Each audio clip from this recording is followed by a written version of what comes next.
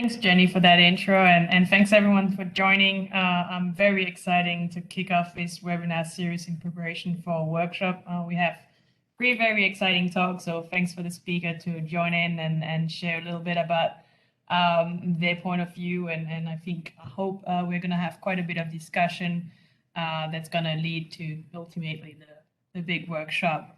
So very excited. And our first speaker is Laura. Laura has been a research scientist at the University of Colorado and NOAA Physical Science Laboratory since 2015. She works on data assimilation method and historical reanalysis. She was actually one of the lead of the latest version 3 of the 20th century reanalysis. And on a side note, and I love those side notes, she's also a big pro at climbing on top of the mountain, and then she skis down to them. So that seems like a lot of fun to just go up and then down, and you know, it's endless fun basically. So with that, Laura, please go ahead. Thank you. Thanks so much, Cecile. So hopefully you can all see full screen and hear me. So thanks. I'm delighted to introduce the webinar series that's leading up to our workshop on future U.S. Earth System reanalysis. I just wanted to put up the flyer for the workshop so you have all the details. We have the website for the workshop is listed at the top here. It'll be held May 16th to 18th this year, hopefully in person in Boulder, but also there will be a virtual component. And this workshop is aimed at developing a shared scientific, technological, and application-based vision for the future of U.S. reanalysis efforts. And I'll get in a little bit more into the objectives on this workshop as well as the webinar series, just to kick things off.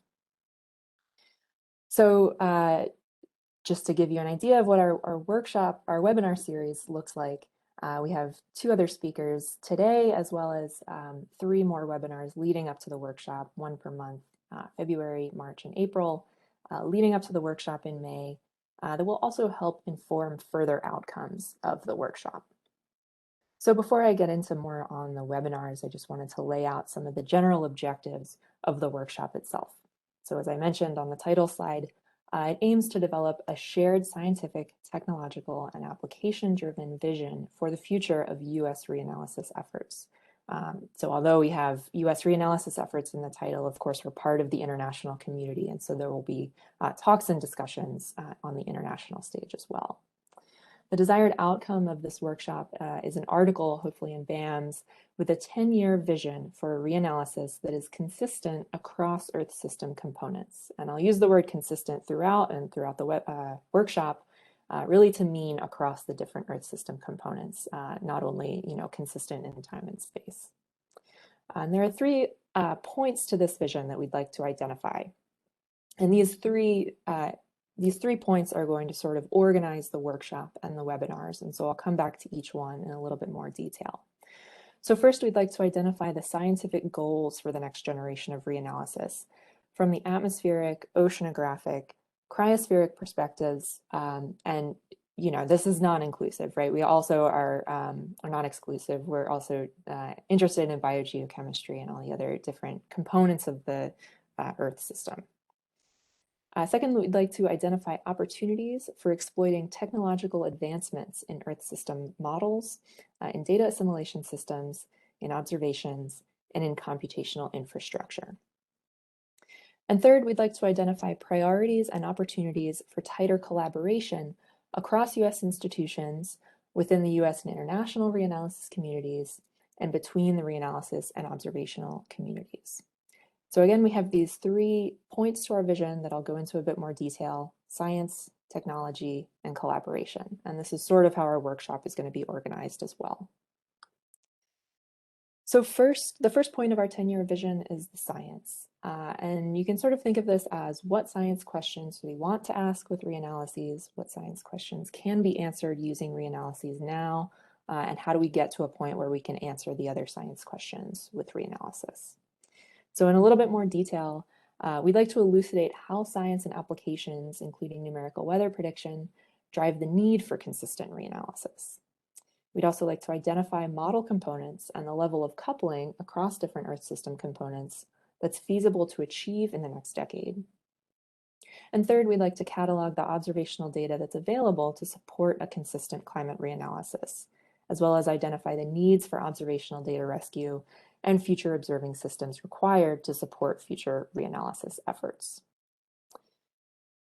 So our second point is technology, and there's going to be some overlap, of course, with science, since this is all an integrated workshop, so everything should sort of mesh well with each other. So the first point under technology is we'd like to identify priorities for data rescue and reprocessing. We also like to identify how data availability maps onto different modes for reanalysis. And by different modes, I'm thinking about the modern era, early satellite era, in situ observations, and sparse reanalysis. And we'll hear a little bit more about these different modes for reanalysis and how they can sort of move into the future in the workshop. Third, we'd like to identify candidate data assimilation configurations and production strategies to enable the scientific objectives of consistent reanalysis in the next decade.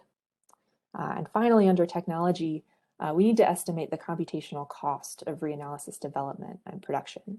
And so this maybe isn't quite as exciting to some of us as maybe the science questions, but as we get into more tightly coupled reanalyses, consistent across more components, bringing in more aspects of the Earth system, going longer reanalyses, higher resolution, we really can't avoid the issue that this is getting more and more expensive, and how are we going to deal with that and still continue producing reanalyses? So the third point to the vision is collaboration.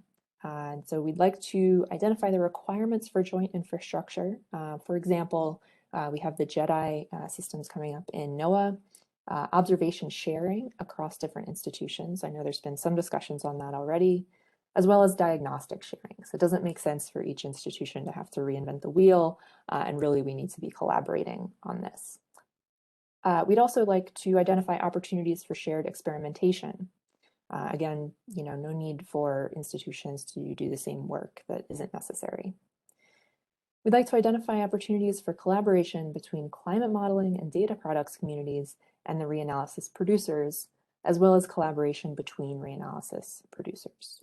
So really, the idea is that in order to move forward in the field of reanalysis, we really need to identify what collaborations are working and what collaborations aren't currently happening that need to happen in order for us to achieve the goals that we want to achieve.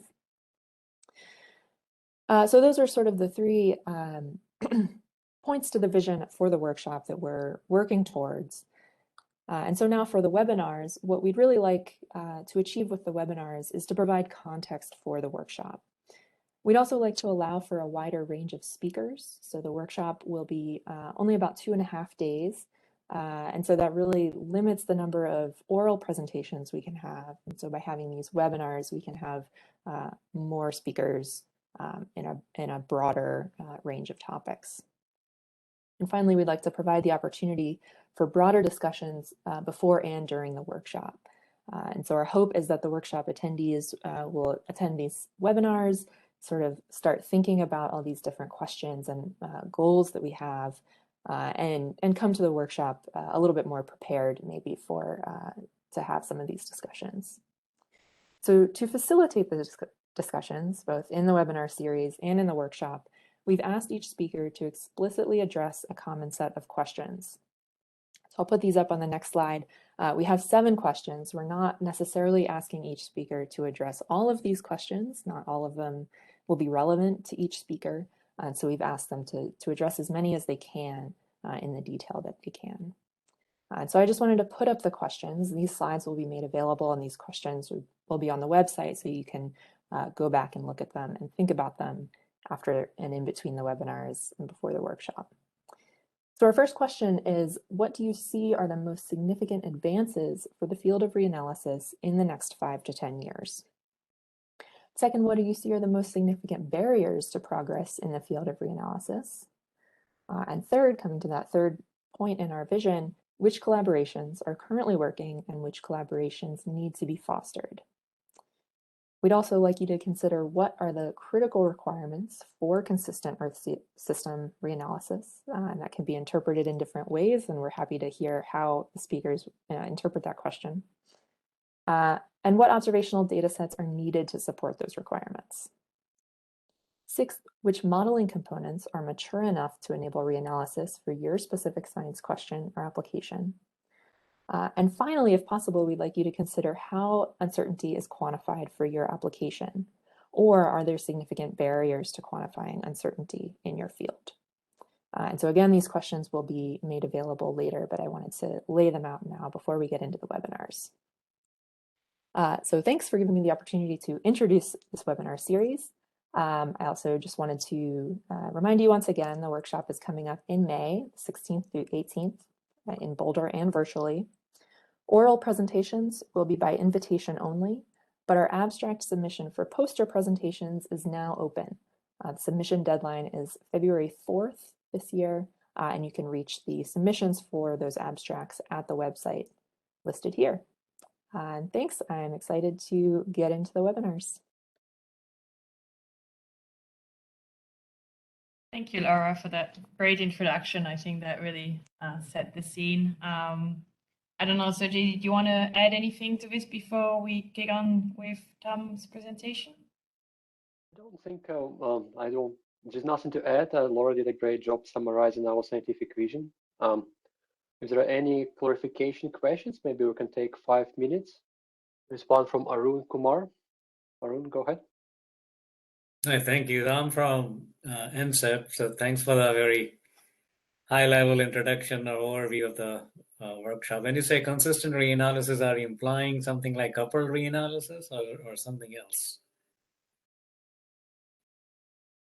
It's a little bit up to interpretation, I would say. It can be interpreted as coupled, but there's maybe some weight that falls on that word that we don't necessarily want to limit to, strongly weakly coupled, but really just considering different components to the Earth system in reanalyses. Okay, thanks. Any other? It's Ron. Can I make a comment? Yes, please.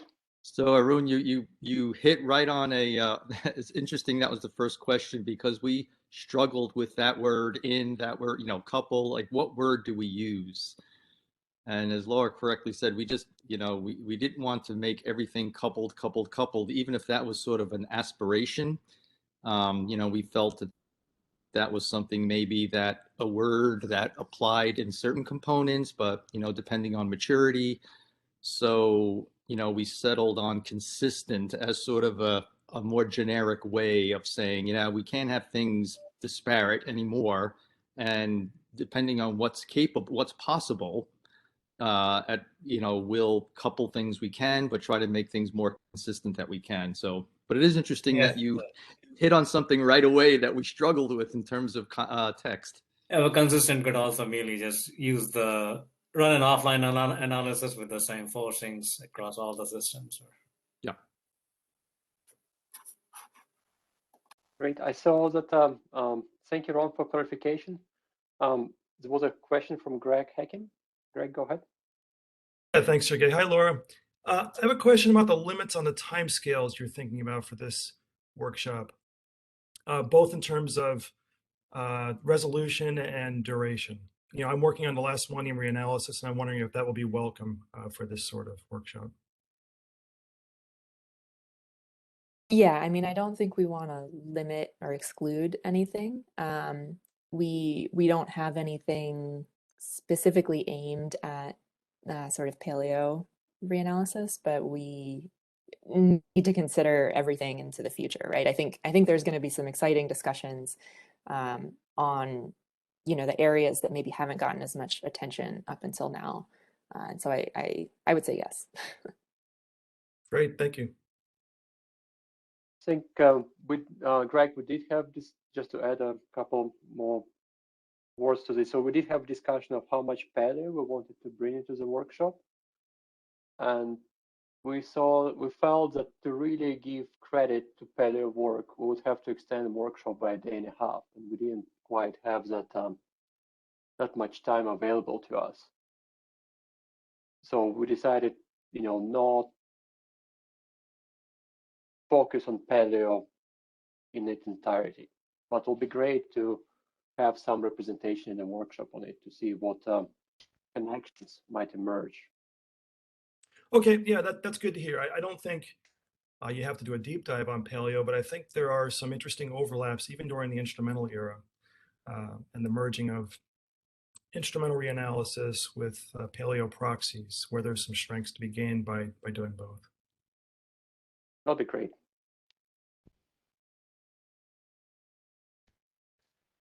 I mean, last question maybe before we go to Tom.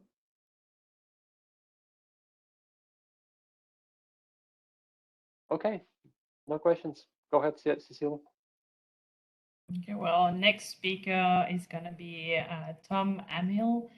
He received his PhD in '97 from Cornell University in Atmospheric Sciences, and he's currently at NOAA ESRL. He's the lead for the Physical Science Lab on Attribution and Predictability Assessment team. And he performs, coordinate, and lead the research and development to improve NOAA's probabilistic weather forecast on timescales of days to several weeks. And he will be talking about the reanalysis for Reforecast today. So thanks a lot, Tom, for joining us, and please take it away. Thank you very much for the opportunity to talk about reanalysis and in our context, which is Reforecast initialization. And then I think, some thoughts on how we can have a reanalysis that serves all purposes, not just for Reforecast or not just for climate analysis. So, let's see, buttons weren't working. I will choose to only address a subset of the questions here today. Ones that I think that my own recent experience in guiding the production of a 20-year reanalysis intended for really numerical weather prediction applications. What I think we have learned in that regard that are more generally applicable to potential further unification of reanalyses for multiple applications. So I'll focus on the questions in red. Now, for us with a primary mission to improve weather predictions, reanalyses are part of the process of initializing reforecasts. And those reforecasts are used in this gray box here, describes statistical post-processing here. And the idea is that we want to make corrections to our real-time ensemble forecast to ameliorate systematic errors in not just mean, but potentially in things like spread. And we do this by taking a past time series of retrospective forecasts or reforecasts. We prefer to call them a reforecast rather than a hindcast to make the association in your mind of that connection with reanalysis. The initialization strategy is very important here. So if we don't have a consistent reforecast, and part of that consistency is going to come through a consistent analysis, then we can't expect that these past forecasts are going to statistically look like the real-time ensemble forecasts and their characteristics. And the training of a post-processing method is likely to be suboptimal here. So we really depend upon that consistency, and then shown down here in the red, if our operational data assimilation system here that's used to initialize the ensemble isn't optimized for climate analysis, then an optimal reanalysis for other people that care about climate analysis may be different in characteristics in the reanalysis configuration we would choose for reforecast initialization. To my mind, that's a problem. I'd like to have one reanalysis that serves multiple purposes. We'll get into why this has happened as we go along. Now, just to give you a sense of the sort of impact that post-processing has, on the left-hand side is showing precipitation forecast skill of relatively heavy precipitation, an inch in 12 hours. at various forecast lead times. And you can see, comparing the left-hand plot to the middle plot, that there's a significant increase in quality through post-processing. In fact, you can turn forecasts in the summertime that have negative skill, primarily because of forecast overconfidence, somewhat because of bias, into ones that at least have some marginal skill. It's difficult in the summertime with convective precipitation. Wintertime is more stratiform precipitation from large-scale features here. But, you know, take a look at the curve here. A day 1.5 to 2 forecast has got a skill perhaps in January of 14% or so. That's more consistent with a day 2.5 to 3. So there's a, you know, a gain in lead time of a day, a couple days, as you kind of look across various lead times here from statistical post-processing. And when you get to these more extreme events, having that long time series is especially helpful. So a reforecast that spans decades. So you can pick up situations where you've had 25 millimeters of forecast rainfall in the past at your location. The length of the training data set also ends up being important for medium range forecasts. This is a plot that we did with our first generation reforecasts, where we looked at the skill of statistical post-processing as a function of the number of years of training a logistic regression method. For 6 to 10 day surface temperatures, week 2 surface temperatures, precip at 6 to 10 days in week 2.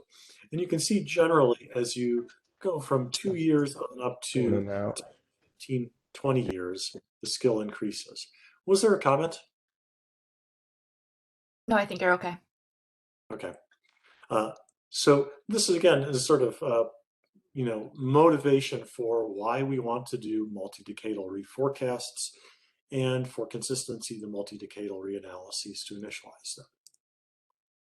Now, here's one of the challenges that we found when looking at the climate forecast system reanalysis that have led us to really give a lot of thought to consistency of the method of reforecast initialization.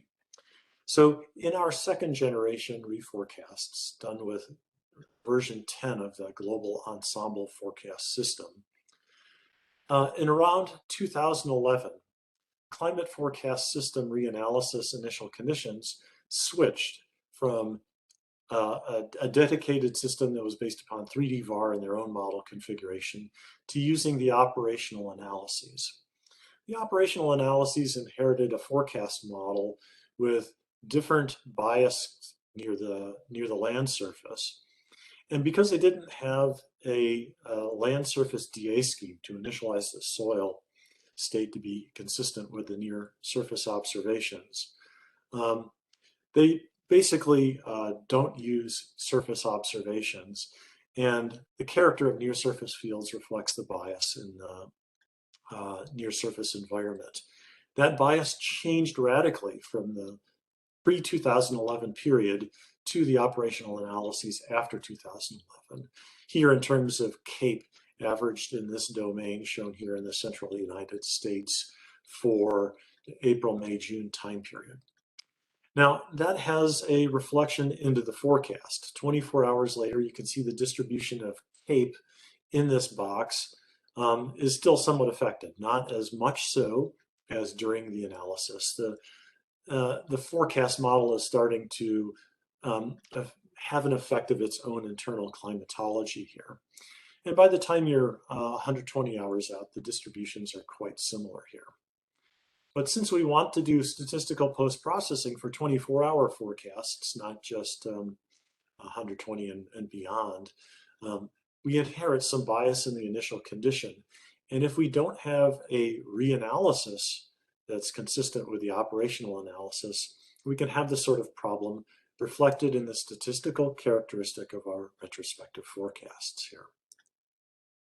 So, you know, this has led to different choices, and this is why, you know, NASA sort of has a different mission currently with their reanalysis, and the Copernicus participants too. You know, there are those who are serving users who really want accurate analysis state estimates. And for them, a climate reanalysis system that pays attention to high quality surface analyses, careful bias correction, perhaps you know, an emphasis on coupling, might be different than the things that we have done in the recent past, where our reanalysis has been optimized for statistical consistency with the real-time system. And so, you know, I think that this sort of dichotomy is unfortunate. And what can we do to eventually head toward a system where we have greater consistency? There's a bunch of roadblocks in the way, but let's talk through them.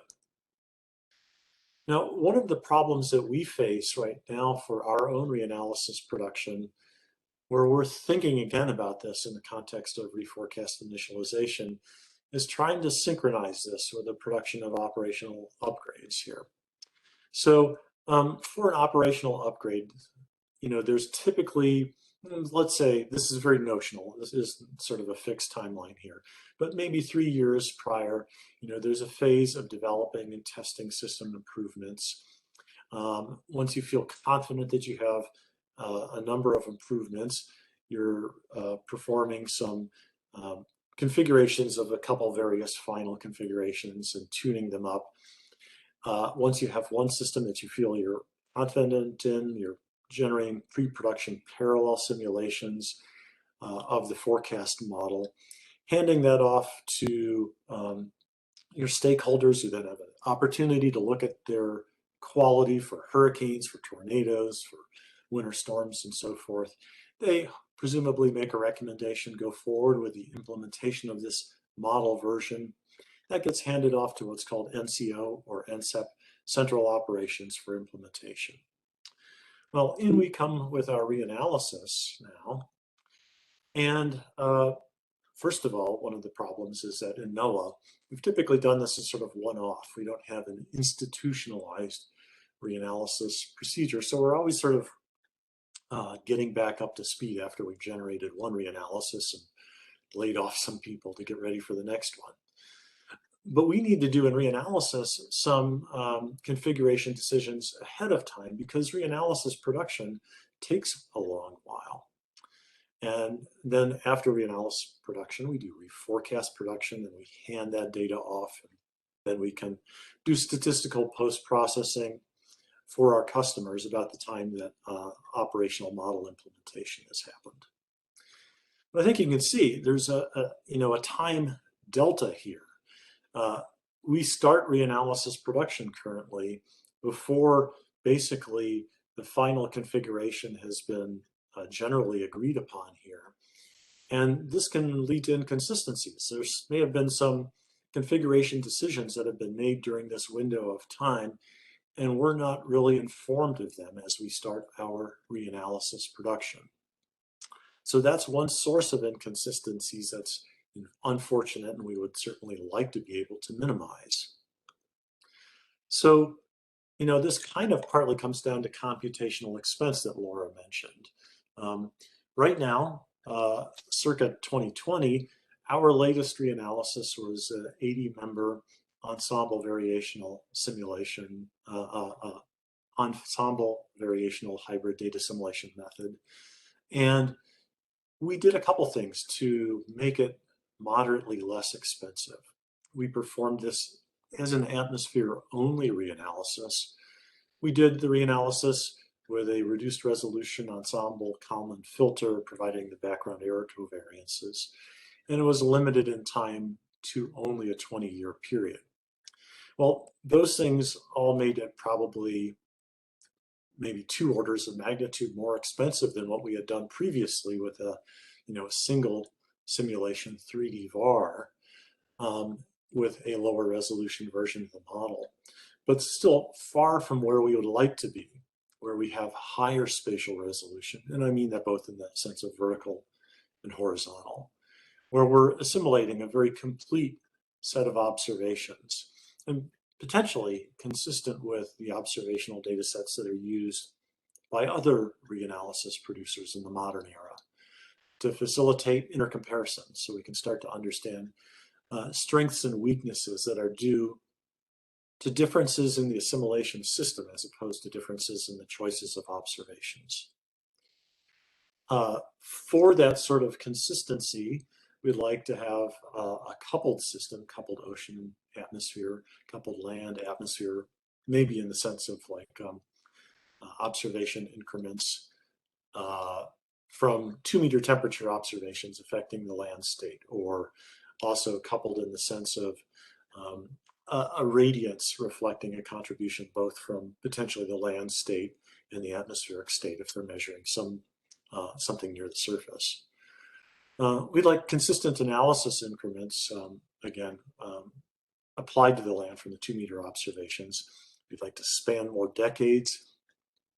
We'd like to have in the operational data assimilation system improvements that are sort of the same improvements that allow us to use it for climate analysis too. And we'd like to reprocess observations to, go back and take old AMSU observations, which we had previously cloud cleared, and no longer do that if we're assimilating cloudy radiances. So some ways that we might deal with computational expense and this long production period of the reanalysis. One thing that we're thinking actively about is an ability to surge reanalysis and reforecast production in the cloud. I'll show you some examples of how Amazon Web Services is increasingly building clusters that are suitable for doing this sort of thing if we can afford it. I think we'll still have to keep our eyes on ways to minimize computational expense though. Some are obvious, like keeping the resolution increases relatively modest. Others are more sort of novel technologies. Colleague Steve Penny, for example, has been recently working on, can I run an ensemble of ocean models forward in time at high resolution using a machine learning emulation of them to, that are eddy resolving. And in that way, generate an ensemble of ocean simulations for background error state estimates that are radically cheaper than running a high-resolution ocean model ensemble. And, we also, 3 decades are 50% more expensive than 2 decades. We might still consider limiting the period of the reanalysis to keep the computational expense down. Now, another technology that is a possibility that I think most of you are familiar with is to leverage some other reanalysis that we trust, but basically then to nudge our background forecasts to that, or what we call a replay scheme. And that would potentially allow us to do our own reanalyses more infrequently. We would sort of inherit some of the benefit of a full reanalysis and still have some of the statistical character of the background forecast from our own system through that nudging process. So quickly here, don't need to get into the details, but if you go to any of the cloud service providers like Amazon Web Services here, they're starting to build, these what they call instances that are big clusters that have various numbers of compute nodes and memory and bandwidth and so forth. Some with GPUs in this case, or CPUs in other cases, that are suitable for us to do reanalyses in the cloud or reforecasts in the cloud if we had the computational, the money to buy the computational cycles. And you look at these configurations, some of them now are coming with a lot of bandwidth, and they have some new tiers of memory, such as this Intel Optane memory, that sort of sit in between the speed of disk memory and RAM memory that could be potentially very useful for sort of the IO that, there's a lot of in doing ensemble variational type data assimilation. Now, to minimize cost, the cheapest thing that you can do is to go onto basically, sort of an auction type thing and buy these spot instances. But the spot instances are ones that come and go. Somebody else outbids you or pays the full price, and they take over the machine. That is less than optimal for reanalyses. We've had some conversations with Amazon, though, and they basically have told us that, okay, we might not be able to get you fully something as cheap as a spot instance, but if you're going to buy a large number of cycles from you, we can guarantee you the throughput that you would need and keep the costs moderate. That's still a bit notional. We haven't got down to talking, dollars and cents yet. But it seems like the cloud service providers are potentially willing to work with us to make reanalysis work in the cloud. Just a quick cartoon here about replay. The idea is that over some time interval, you would be finding out your time average background state, and then you have an analysis. And the differences between those two are used to make a correction, which is sort of slowly added to the background of all time evolving background state, so that you have something that partially resembles the background state and partially resembles the analysis state. And in this way is somewhat statistically consistent in character with what you might have from an operational data assimilation scheme, where a lot of the character is reflective of the background forecast model that you're using. So I think the question is probably on your minds is, NOAA, why in the heck, are you focusing so much on a reanalysis for that consistency with operations? We have so many other people who want reanalyses for these other purposes of climate analysis. And for that, analysis state accuracy is more important than consistency. Well, I think that there are things that we can do at NOAA to start working toward having one system that serves multiple purposes here. If we make, not just for our reanalysis, but in our operational analysis scheme, a priority on these sort of things, then I think we come more into unification. So, for example, we should be performing in operations, as well as in the reanalysis that's desirable, some coupling of the ocean sea ice, be it weakly, quasi-strongly, or strongly. We're somewhat still deciding what is the optimal thing to do in regards to that, but some greater coupling of ocean and sea ice, both in the operational system and in the reanalysis system, would be desirable for that consistency. Making sure that, again, both in the reanalysis and in the operational system, we're taking the surface sensitive radiances and using both the atmospheric and surface states in their computation would be helpful. Careful bias correction of the background states to minimize error is something that I think climate analysis people have given more attention than we have given in operational DA, but we should be doing more of that in operational DA to facilitate this sort of unification.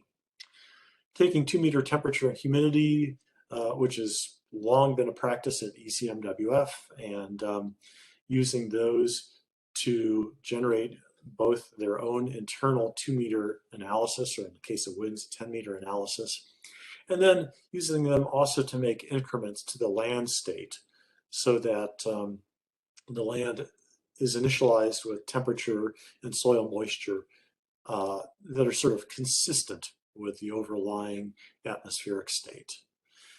Coupled sea ice assimilation too. So if we do these things for operational DA, I think we're headed towards having a reanalysis system that serves multiple purposes. So in conclusion, we're interested in modern era reanalyses, but currently we're choosing to optimize for the application that our customers care a lot about, the quality of reforecast initialization. So not all customers are well served, but we agree, I think, that we need to be building toward one system serving multiple purposes. To do this, we're going to need some resources. And reanalyses engineered for quality and completeness are expensive, and right now we're still in an era of making trade-offs. Maybe, you know, there will be some breakthroughs, be it cloud computing, be it, you know, sort of machine learning models that will make these more tractable in the future. Thank you for your attention. Happy to answer questions now. Thank you, Tom. That was a very interesting presentation. I loved your forward-looking slides. I'll kick off the questions. So, Tom, one of the things, you know, we're discussing in this workshop is consistent reanalysis, right? So we're bringing more components to our reanalysis systems as a community. And now that we start to look beyond just atmosphere, ocean, ice, what components of the coupled system needs reforecast? What reforecast will think will have the biggest payoff if we invest in them? What components of the coupled system? Well, let me give you an example. For example, are there some reforecasts we can do targeted to fire weather that will produce a big payoff? That will be an example. Well, taking that as an example, for fire weather, there are sort of, I would say, two timescales that are very different in their consideration. There's fire weather for sort of the immediate application of where is an existing fire going to spread to. That's sort of the thing I think you care about in the first couple days of the forecast. For that, you typically run very high resolution numerical simulations that have some, you know, parameterizations, them that sort of build in smoke and fire characteristics. I think the closest thing that we have in NOAA is the HER system, which is now taking on a different acronym, the High Resolution Rapid Refresh System. We don't typically do reanalyses for those systems. Now for fire weather, where we care about, let's say, 2 weeks out, 3 weeks out, predicting the environmental conditions that may be conducive for future wildfires, assuming somebody does something irresponsible or some lightning happens.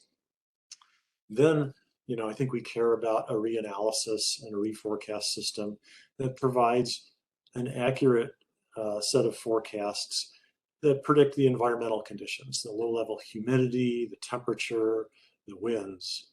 And that's kind of more in line with, I think, the, you know, the mainstay users that care about these quantities. So, you know, taking that particular example, as we think about global reanalysis, probably the fire weather is not that unique. Now, you may come up with something a little more far-fetched, biogeochemical or something like that that I haven't thought about, where it would not be served by kind of the types of reanalysis, reforecast system that we're talking about right now, though. Thank you, Tom. Mm-hmm. Arun Kumar has a question. Hi, Tom. Another dimension of unification could be that you use the same modeling and assimilation infrastructure, but don't insist on using the same, exactly same model and assimilation across different hierarchy of reanalysis, like surface-based or conventional observational satellite. Any thoughts on that? And they all could have different update cycle, but they could share the same framework. Would that work, or something like that is feasible? Or maybe, let me just see if I'm understanding. Are you suggesting that, you know, let's say another team generates a very high resolution surface reanalysis apart from the operational analysis procedure? Is that the sort of thing you're suggesting? Right, but they use the same framework as operational analysis is using, like ENKF and same model, but doesn't have to be exactly the same model. It could be a generation before or something. Well, I just, you know, mentioned something that I think is probably obvious to most of us.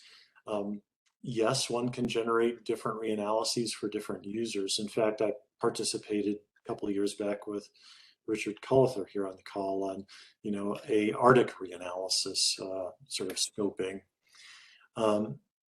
And it's quite possible that, a global reanalysis at a coarse resolution doesn't serve all of the needs. And so there are these sort of spur efforts to go off and generate reanalyses for specific customers. But, an obvious disadvantage of that is that there's still a lot of computational expense of ensemble variational hybrid DA systems. And so running multiple systems, it uses a lot of CPU cycles. If we can unify and get that all done with one and meet these various needs, that's better than running multiple systems. That's right. So I mean, that's the perfect state one can reach, but at some point you have to be pragmatic too and still make some progress. So in that sense, maybe. Anyway, thanks. Mm-hmm. Thank you, Tom. We'll have a period at the end of the meeting to discuss any other questions that might have come up.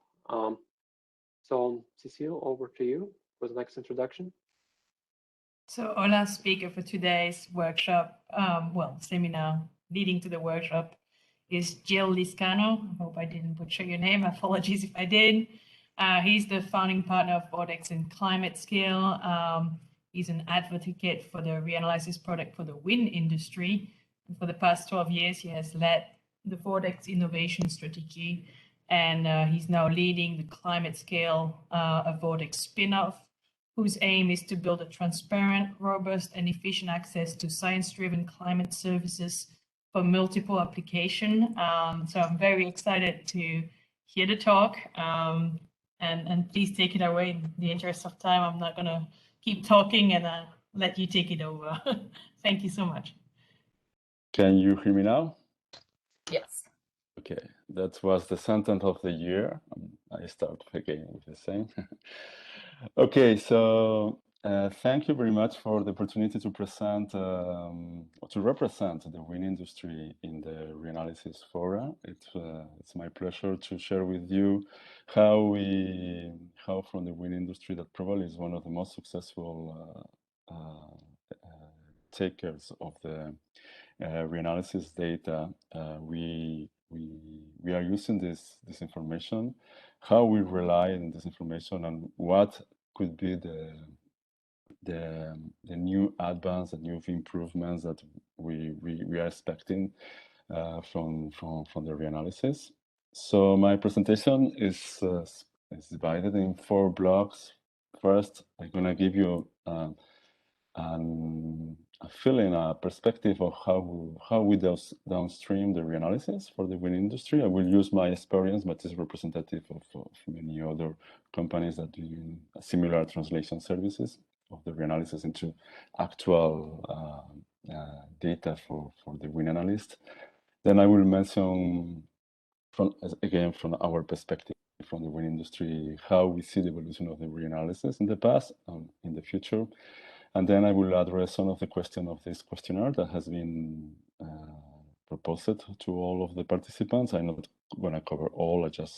I'm focusing on 4 of the questions, and I will end with a clear final comment or remark. So now we in my company, as I say, we are not the only one to do that in the sector. We use the Reanalysis, different versions from Era 5, Mera 2, at that time CFS as well, and we use this information to drive a downscale engine using WRF, or WRF with some turbulence model like large simulations. Now we are also exploring, but this is still more on the R&D part of our company, the revisiting the mesoscale with MPAS and the Reanalysis. All this data, all this information is available through an interface, and there is an API, a cluster behind. So every time a user comes to our interface and wants to screen wind resource information for allocation, just launch the instruction in our cluster, and we run on demand. So along with this typical process, it's very important that in the downstreaming of the reanalysis information is critical how we package this information. So how, after improving on added value to the reanalysis by downscaling using a dynamical model, we take the output, we do some post-processing, and we serve this data to a very specific user. So this is something that is really part of this translation that role that we play, that is put everything in a language that is really informative for the end user. In our case, we focus on the wind analysts, that could be developers of wind farms, consultants that works for banks that analyze the feasibility of projects, or manufacturers of wind turbines that need to test the site suitability for different machines. And obviously, we are there to support, and support was very important in the way that all these transitions that we passed over the last 10 years, when the community didn't know anything about the reanalysis, and now in 2022 is it's an essential package of information in any project that you are developing in anywhere. So I think the support is not only technical, but it's also guidance on understanding what are the data that are behind. So when you produce the reanalysis, we check this data and we send it to the users. And what is the added value? So what we are completing over the reanalysis? So in our case was increase the resolution. We downscale the reanalysis data up to 100 meter resolution, and we output every 10 minutes when we plug our larger simulation. So we have the turbulence, so we're able to reproduce variability with higher frequency. We output very specific sector variable. It's not obviously wind speed, direction is essential, but there are many other parameters that are very specific for the wind industry. We also produce the data in format that the user can plug on the software of the industry. So it's not very complicated, but it's essential that the data is really ready for them. Then we work on verifying the data, also in understanding which is the accuracy of the data by collaborating with all the users, and they share information about the site wind measurement campaigns. So we are able to understand which are the level of accuracy of the reanalysis. We talk the same language of the users, so we understand what is a wind farm, a layout, what means 0.1 meters per second difference, etc. We are in the forum, that is the technical forum for the wind industry. So it's like we are like somehow here I ambassador of the wind industry. When I in the technical forum, I somehow been like a representative of the reanalysis community, even if I'm not a developer of the reanalysis. And then what is that they are demanding now for in terms of added value is they want to integrate this data in their own services. So we work with API that user can just take the data from us. So it's like trying to automatize the services. We work on the update, because projects take like few years until they are ready to go for the banks. And so over these few years, there is quite a lot of data on the analysis that they run. So they need to rerun our, for instance, time series of wind conditions to update to the last year, etc. And of course, there are plenty of customizations that you need to do it ad hoc, project by project. So at the end, and this is an example, this is a life cycle of project development. It's a diagram. We package all of this information to really, and here we start with reanalysis, we downscale, and then we post-process to really offer the information at the different moments of the project development. Because depending on the maturity of the project, you need more precise, high resolution. You need to take more advanced decisions. So the different products that we provide, that is at the end are the packaging of the downscaling of the reanalysis, so the model work, are designed to serve different demand of information. Say that the most successful use of the reanalysis in our community has been notably the use of the long-term time series, so being able to reconstruct the wind conditions for any location on the world over the last 20, 30 years using the reanalysis and the downscaling, so they are able to quantify the long-term uncertainty of the wind resource, which is a critical element on the energy assessment of a wind farm. So which is the interannum variability, which is the impact of the interannum variability on the production that you can have over the next 20 years. This is basically what you need to assess to inform the bank that you expect to produce on average X gigawatts per hour per year. So so at the end, well, this is what is in the much more visual format is we provide, thanks to this downscaling process, thanks to the information that we get from the reanalysis, we're able to produce wind resource maps at very high resolution, at 100 meter resolution.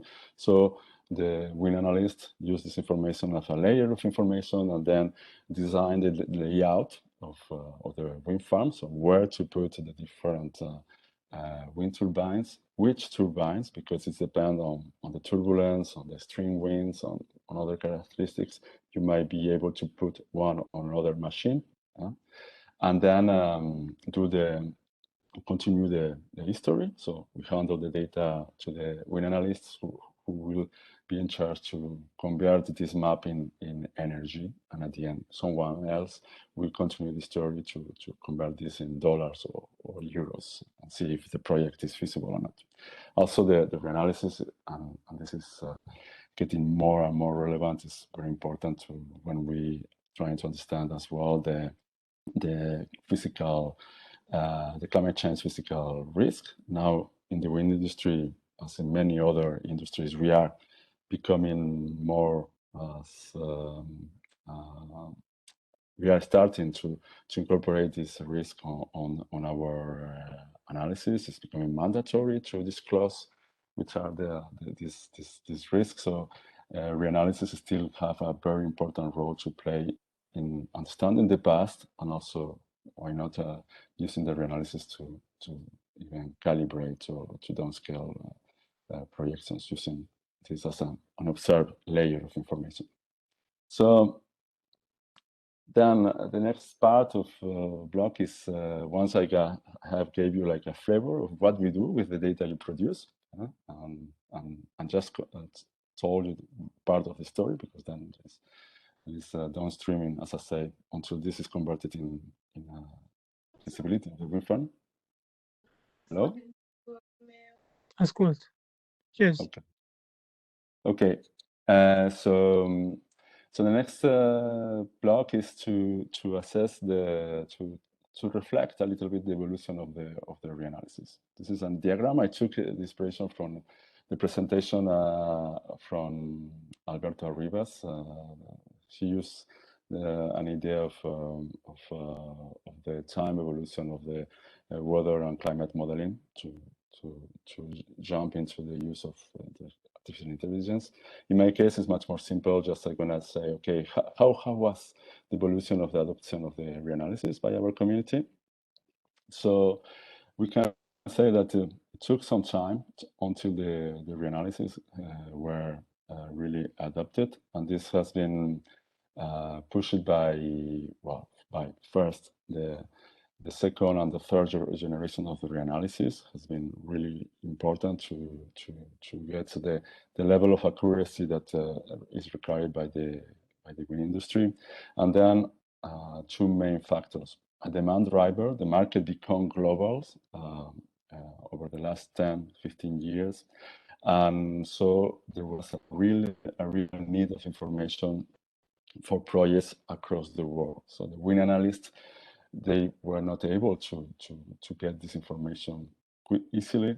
So that was one of the drivers of looking for solutions that provide us like somehow like the Google Earth of wind resources. So that was the where Reanalysis and services like us were playing a role. And for that, there was a facilitator that is basically, once we have the Reanalysis, what else we need to do to add this value? In this case, the success of the model WRF as a huge dynamical interpolator, like it's a weather model, a dynamical model, the physics, etc. But it plays a role to port the Reanalysis into information and up to the scale that is relevant for the users from the community. So in the future, what could be expected? I say that maybe we are now again in another project moment of fermentation that we need to see which will be the in your side you develop the new generation of Reanalysis. In our side to see which will be this transition model or layer to increase the value of the Reanalysis. But also what we know is the demand. So the demand is here because the wind industry is not stopping, it's growing, and it has to grow because we have some target of reducing emissions to get into. But also the machines are becoming more complex. We are exploring new regions. So now it's not only US and West Europe, it's any place in the world from Africa, Asia, America, Oceania. And there is there is much more, we need much more accuracy to determine the site conditions because, as I said, the machines are big, rotors are big, are more complex. Wakes are really very important now, and we need to improve the way that we characterize the stability of the atmosphere, so we understand how far the wakes are important. And also meta-ocean is also as well something that is very relevant and obviously linked to the offshore presentation to us for market. So this is then the last block of my presentation. This is basically the questionnaire. I'm gonna cover 4 of the questions. It's quite quickly, and I took the liberty as well to share this through a group that we have, the Wind Resource Assessment Group, where there are 400 members. So any feedbacks that we get, we are gonna gather and share with you, the person organizing this webinar. So you will have more impact, not only more feedback, not only my perspective. So which are the more significant advances in the field of the Reanalysis? Here, I understood the question like in the last 5 to 10 years. So that was probably a mistake. But anyway, I think it's interesting to probably to link to the next question, that is what we need to do to overcome some barriers. No? So what we can say is that the Reanalysis has been adopted, and this is like the big success over the last 5 to 10 years. We have seen from the 3rd to the 4th generation a reduction on the bias, an increase on the correlation of the time series from Reanalysis or on the Rabbit product with the observation. And this is the door that opens the use for people that need to take the decision and need to trust this data. The capacity of the latest Reanalysis to increase the spatial and time resolution, especially time, was also very important, and also vertically has been also something that was very important in the adoption of the Reanalysis. The access of the data is much more easier and it's simplified through different platforms, and something that maybe is you are not aware, but having Reanalysis available with short latency is also really something that you should consider. I know that this is something that could be problematic for operational services, but for instance, when a wind farm is in operation and we need to evaluate and monitor the production over the last month to see whether the production of the wind farm was above or below what it should have produced. It is very important to have like a reference of the data that gives you an idea of what were the conditions over the last even days. So it's short latency is something very important. I think this is something that I have already discussed with my colleagues in Copernicus. So what are the barriers and improvements that we should made in terms of making the reanalysis much more useful and being used for more regions, especially? One of the key problems with the reanalysis, the key aspect that is sometimes really relevant, is the time consistency. And I think we should at some point organize like another webinar to discuss what is time consistency in the reanalysis and what are other issues that are not really related to the time consistency, because there are some confusion, especially in our side on the wind industry. There are some regions where the quality of the reanalysis could be improved. Well, I don't know if it's possible to improve, but if there are improvements, will help, especially in regions with some complexity. One example is Chile, and you probably know why Chile is one of these regions. Then there is a melting pot of events and an aspect that we see that there are room to improvement, especially met oceans and extreme winds over ocean that are very important for assessing the loads of the waves on the machines. Then are other aspects, like, for instance, how to deal with the transition between one reanalysis and another. Maybe for you it's an adventure, and your reanalysis is something, but for the industry that has been employed one reanalysis and now has to use another one, the transition is always good, so that there is like at least enough documentation to go through. The uncertainty assessment, and I'm going to talk about that just now. And then what happens when you have many reanalysis projects from the main providers, and then the regional ones, and maybe in the future we will have sector specific, how to work with different sources and how not to get in conflict with different results.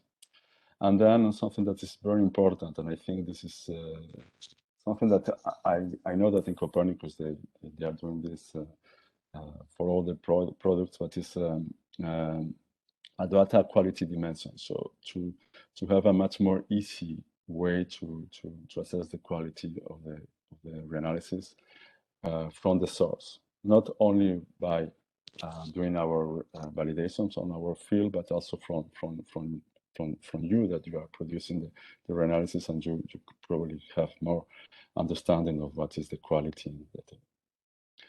Then, and I'm gonna watch the time. Okay, so which collaborations need to be fostering? Obviously there are plenty of rooms, spaces where research and industry meet together. I think there are very strong research groups that are working with a clear understanding of the reanalysis and the use of the energy. But dialogue is always really, really welcome. So and I think this is something that probably it will be it will be important that you are more present in our fora, and we are more in your fora as well. And I see the relation between the reanalysis developers and us, the users, like the question with the forest and the tree, that the tree doesn't allow you to see the forest, and you see the forest but not the tree. So sometimes in the wind industry, we are like engineers of the climate for the wind, and we forgot that there is other aspects that are driving the climate variability. We are so focused on understanding very, very well the wind conditions for a site that we forgot about nonsense of the climate. And on the other side, sometimes people that use the reanalysis and say, okay, we can plug a power curve of a wind farm and get some evaluations of energy and do some analysis. Then there is like a missing element on how to do that. And just I put this like just as a joke, and on my when I was in Rome for the last Reanalysis conference, some comment that were there. So it's an example, but probably it's illustrative of how we should maybe have more interactions between both communities. And finally, the small, big elephant in the room that is uncertainty. This is typical in many applications. So here I see few barriers. One is understanding what is uncertainty. This is uncommunicated uncertainty. In our community, there is a tendency to use like round-robin approaches. So understand uncertainty like the average of the bias across different locations. And so this is like an idea of which is uncertainty of the reanalysis, but probably we can do more. And what is typically or how people work with the reanalysis of the derived product in our communities, basically accept it, and then the uncertainty is something that is not really, even if it's important, it's not analyze it or reject it. I don't use it because I don't think the quality is enough to support or it's gonna introduce too much bias on my analysis, so I prefer not to use the data. So this is probably like the approach that we see in a practical way. So now, just to finalize, always remember, and this is something that you can share with when you are gonna ask for funds to develop new reanalysis. Any reduction in the bias, also in the uncertainty of any wind speed prediction for a project has a huge impact in terms of reducing of the cost. I'm not going to go into how this can be analyzed, but there are plenty of reports and papers that give ideas of how you could reduce the cost of the energy by just reducing the uncertainty that you have or the error on the estimation of the wind resources for the site. So saying that, just there are many reasons to continue supporting the reanalysis development, and this is I support this statement, and I probably many of the users that works with our data or with the reanalysis without going through us are supporting this assessment. So this was my last slide. So thank you very much. Thank you, Gil, for such a great summary presentation. I have a lot of questions, but I would like an audience to have an opportunity to go first. There are some questions in the chat by Chiara. Okay, let's read. Oh, I can speak. Hello. Hello, Chiara. Yeah, hi, Gil. Good afternoon, good morning, everybody. Nice to see you. I have just a couple of questions. Actually, you already answered those questions partly during your presentation. First, I was curious to know about the evaluation procedure, because you're talking about very high resolution data, and then you mentioned, of course, the evaluation of the final product. And I was a bit curious to understand a bit how this evaluation procedure, which are the data that you generally use for the evaluation. Probably this data depend on the user itself, so probably users have their own reference data and they would like that you make this evaluation with respect to this. And I was curious to know how, if they make use of this evaluation, how they make use of this evaluation. This is the first question. And the second question was related to the data latency. I was curious to understand if, I mean, the typical data latency that you have available now for some of the most recent reanalysis is not enough for your typology of users. Yeah, just to have some comments on that. Thanks. Okay, so the evaluation is actually in my presentation, and the presentation will be shared. There is an example of a report that has been run by a consultant that is very nice, because I think it's a very well documented and pitched very well how we do this evaluation. But what is essential is that when evaluating the reanalysis or derived product like us, use data from the wind industry. So wind measurements using the standard and the golden standards and rules that we applied on the wind industry. That is met towers with the hub height, so with anemometers at 100 meters or 80 meters height, depending on the project. Or now we see that even using LiDARs as well. That is like a remote sensing to, it's a way to measure the wind with remote sensing. But it's mandatory to use this data that has been quality checked and using all these wind industry standards. So this is very important. And then in terms of the evaluation, obviously for instance, many developers or big developers that they are their own data because they are developing projects across many locations.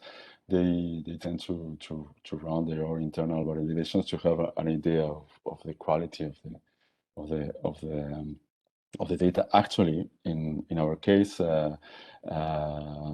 now it's less frequent, but at the beginning, people always before buying our data, they were assessing the time series we provide with their own data and say, okay, the correlation is enough. I trust the data for this location.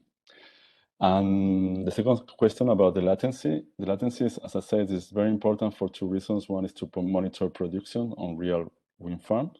And this is really something that if you can have the people monitor these productions every month or every week, so having the capability to update your time series of reanalysis of the right product every week is great. It's an opportunity. ERA 5 now is available through ERA 5T, and then I can say something about that. And for instance, I guess now if you are designing a new reanalysis, if the latency is 3 months, I think it's gonna be negative points in terms of using this reanalysis. Then it's important, and this is the communication. For instance, now we are using ERA 5T, like our short latency version of ERA 5. But sometimes things happen. No, that's why you have ERA 5T, and then you have ERA 5, that is the stable version. And when these things happen, that probably you need to rerun because there has been some errors in the simulation processes, etc., as it happens recently, then there is a confusion. Then people like us and other consultants need to say, okay, pay attention, ERA 5T is going to be rerun, and the version that you are going to get from ERA 5 is going to be different. And then, obviously, this is a question of communication, but in the meantime, people might have already taken some decisions on data. But this is part of the communication. The same happens, for instance, with CFS and CFSR. That at the beginning there was a confusion in understanding CFS like climate reanalysis, mixing CFSR and CFS, and this play a negative role in adoption of in how people. I say that this happened 8 years ago or 10 years ago, no, with the understanding that the perception that the climate reanalysis were not consistent, and say no, there are two different things. But so that's why communication is very important. My answer was longer than your question. Thank you, Gil. A quick clarifying question. So why wouldn't you use a real-time products like high resolution ECMWF forecast, maybe delayed product? Because what people want, or the user wants, is consistent time series with the reconstruction that they have done for the last 20 years. So they want something that is on the same coherent with that. Because all the energy analysis and the feasibility of the wind farm has been done using, the standard is using 20 years long-term time series, which is the the magical solution that the Reanalysis incorporate to our community, because before they were relying on conventional meteorological data with all the problematics that they can have for our application. So they wanted to be consistent on that. So they want us to generate a 20-year time series and then keep updated. Thank you. I'll go ahead and ask a couple of my questions. Maybe the audience has some follow-ups. So one thing that I want to learn more about. So ERA 5 does come with ensemble members, but that seems like that was some impedance mismatch between uptake of the industry of these ensemble members and how they want to use uncertainty and what's provided as part of ERA 5. Can you talk a little bit more about that? Well, first, I don't think people is aware enough about this. Second,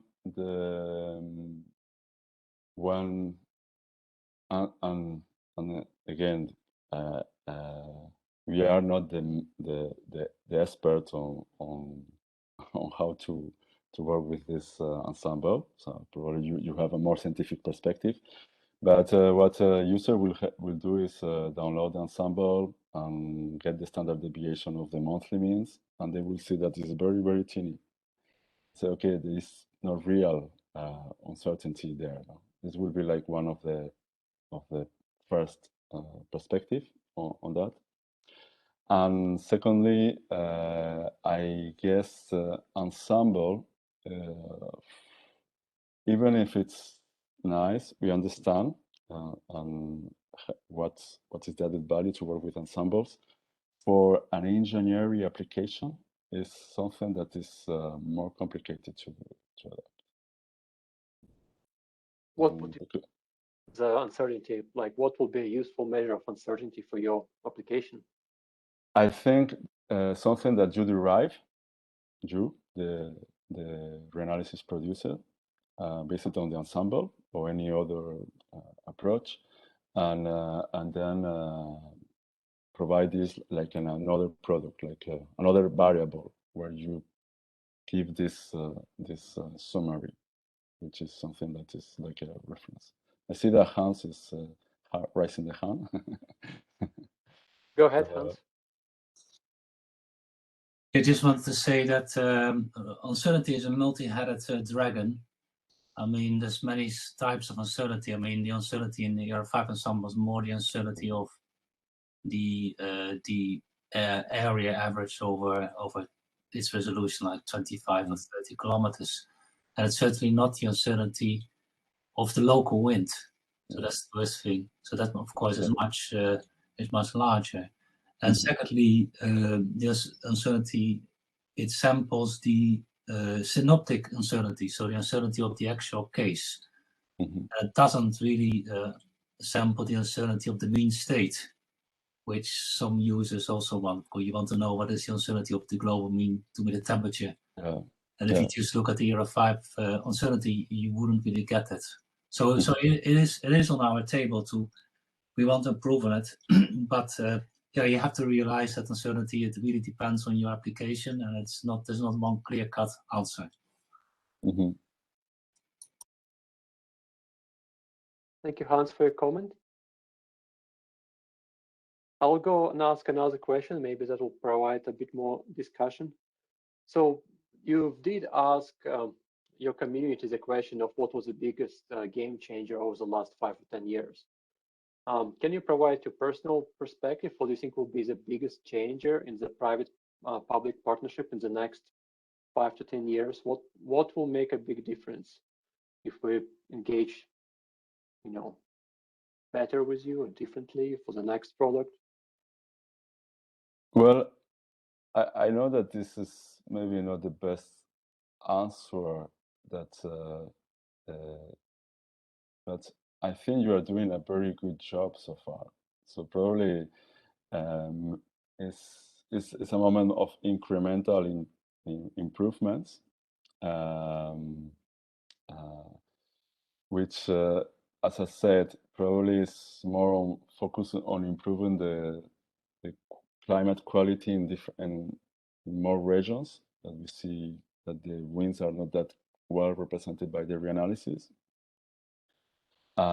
Something that I think will be very important is to focus on for our community on met oceans, because offshore market is growing not only in the North Sea or in New York, Bright, but across the world. Especially in the future, we expect the floating wind turbines to be something commercial. It's already commercial, but so there is not going to be the limit of the bathymetry for the project. So we expect that we are thinking in 20 or 30 years time, yeah? Maybe too much, but it's something that improving the waves and wind connection would be something really, really important. But this is one of the elements among others. No? So and in terms of, you could say, okay, more resolution. I don't think it's a question now of more resolution. I think it's more a question of a guarantee that we cover better more regions, and we are able to use the data for a larger amount of territories, complexities, etc. So probably it's more. It's not like create an API and then will be the solution. No, it's more, I think, what you are doing as a community. No, each one incrementing the scientific aspect of the reanalysis. Thank you, Gil. I just realized we're almost at the end of our time. Mm-hmm. If there is any last question for Gil?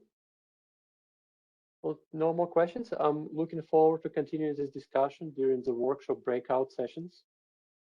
Jenny, do you want to wrap up the webinar for today? Sure. I just want to thank everyone again for participating today, and especially to our presenters. I'm going to drop a link into the chat box right now if you want to learn more about the workshop. There's also a menu on the right-hand side to see the complete webinar schedule. The next webinar then will be on February 8th at the same time, and this will feature 2 speakers. So the total length for that webinar will be 1 hour, so it'll be a little shorter. So thank you again, everyone, for participating.